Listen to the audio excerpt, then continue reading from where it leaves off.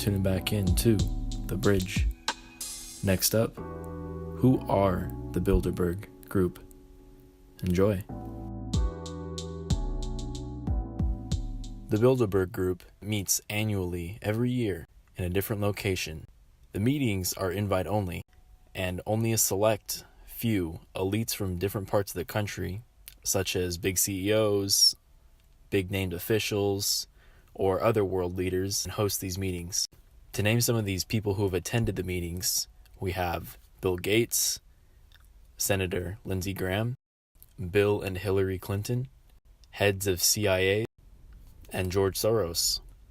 So you're probably wondering why all these elites are gathered together and meeting, and what's their reasoning behind it.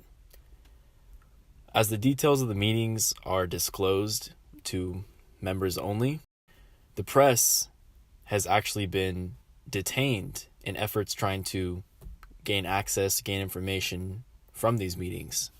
There's been many cases where press go to cover these meetings. There's armed guards outside of the buildings, and they don't allow citizens to enter, or even people who have scheduled reservations at the hotel. So what happens is there's a confrontation between officers, police officers, or the security detail for the Bilderberg Group and the reporters, and in some cases, like I said, they have been detained. So what we're seeing here is elected officials, other world leaders, CEOs, people with a lot of wealth, gathered together at a hotel annually every year to discuss meetings. And this is very similar to the world government meetings held in Dubai that just actually happened, I believe, in February of 2019. There's a link down below in the article. You can go check that one out. It really just boggles the mind of what they could be discussing. I mean, anyway. So there is a rule within the chamber. So there is a rule within the group itself, as they have the ability, if they choose to do so, to share information that was detailed in the meetings. The only exception is the informant, you could say, who's sharing information from the Bilderberg Group meetings. They cannot name individuals who first stated the idea.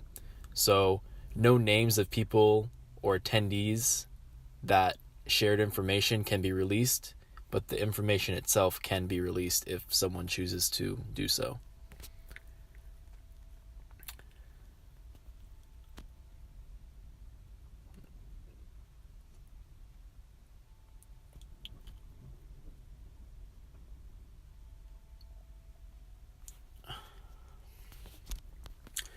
So I'm going to read you a quote.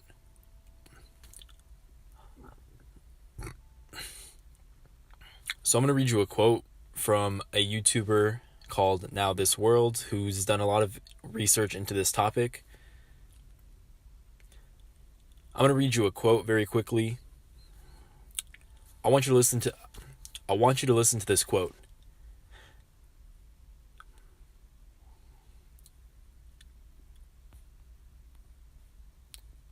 So originally, going back to the history for a moment, the group's mission statement back when it was first established, 1954, was to promote Atlanticism. And Atlanticism is basically a movement between the United States and Europe to promote prosperity and influence. So basically,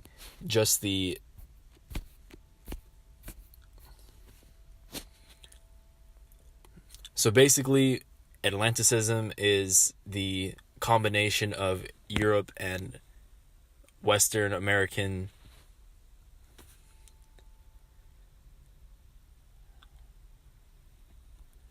So basically Atlanticism is the US and Europe combining ideas,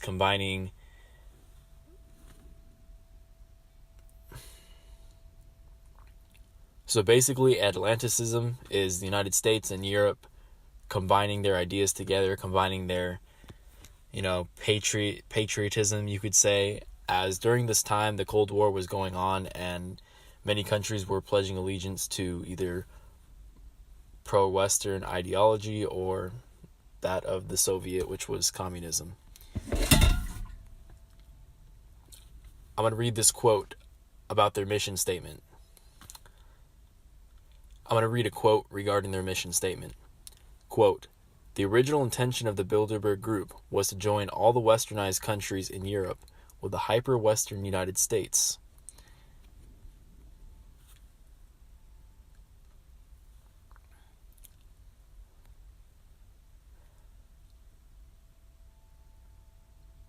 So basically, think of the European Union, but the United States and Europe instead. So So some have chosen to interpret that as a union between the United States and Europe, just how the European has their own little union. Well, this is a form of American European Union, United States, Europe Union type deal. Again, nearly all the details of the meetings, they're never released public unless someone chooses to leak information. So we'd have no idea the details of what they're discussing.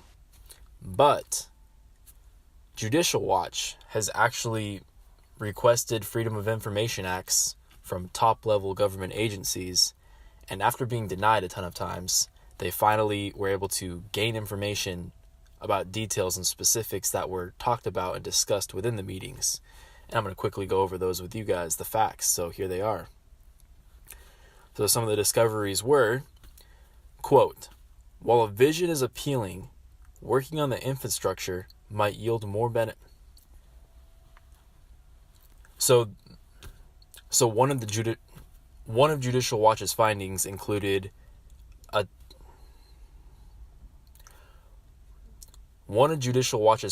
including talks of the meeting and how it must one of Judicial Watch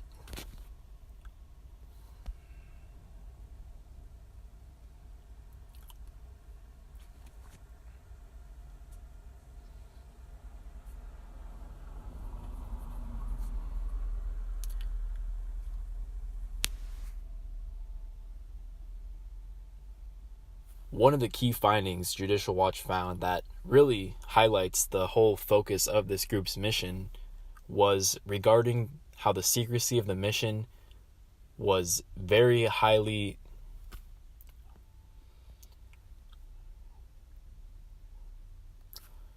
One of the things discovered by Judicial Watch was relating to the secrecy of the meetings and secrecy of the group's details.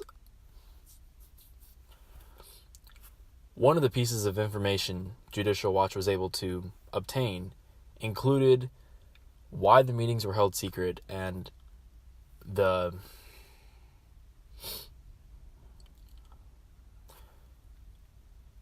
one piece of information Judicial Watch did uncover related to why the meetings were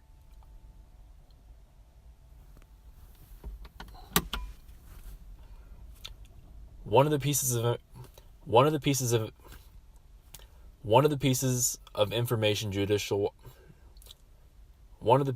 of information that Judicial Watch was able to uncover was relating to why the meetings were held to be secret.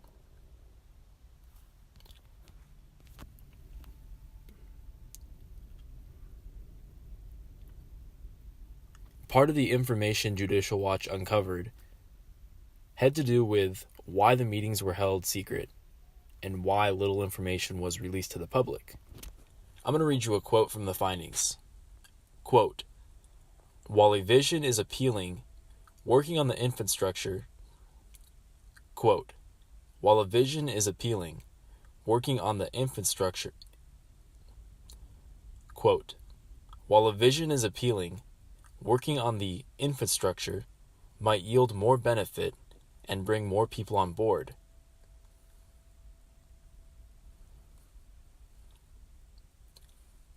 Quote, While a vision is appealing, working on the infrastructure might yield more benefit and bring more people on board. Parentheses. Evolution by stealth. End quote. So this quote right here was taken directly from one of the meetings So this quote I just read you was taken from one of the meetings, and basically how many people have interpreted this